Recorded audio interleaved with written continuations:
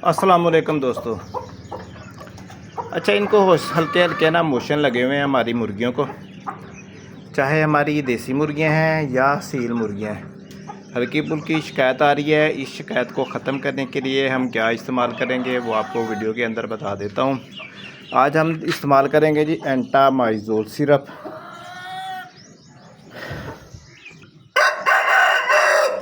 बहुत ही अच्छा सिरप है एंटामाइजोल, बहुत अच्छे रिज़ल्ट देता है और बहुत ज़बरदस्त तरीके से मुर्गियों के मोशन वाले मसले को ना सॉल्व कर देता है।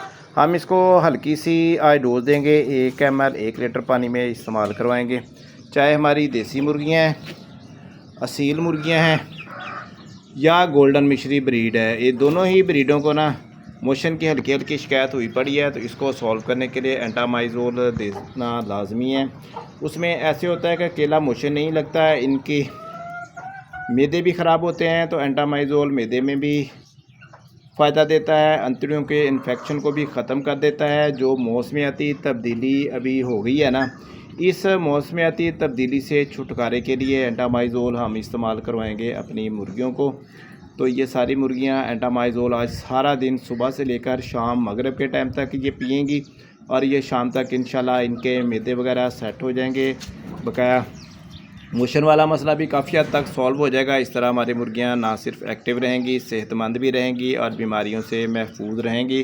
काफ़ी अरसे के बाद एंटामाइजोल वाली वीडियो बनाकर अपलोड कर रहा हूं, क्योंकि अभी हैज़े का मौसम शुरू है, तो इन चीज़ों से बचाव के लिए हमने शुरू में ही अलामात को पकड़ कर चलना होता है। महसूस हो रहा था कि जैसे मुर्गियाँ जो है ना हमारी वो लूज़ मोशन कर रही हैं, तो ये चीज़ें सारी जो है ना साथ साथ लेकर चलनी होती हैं। अपनी मुर्गियों को ना सिर्फ एक्टिव रखना होता है बल्कि सेहतमंद भी रखना होता है।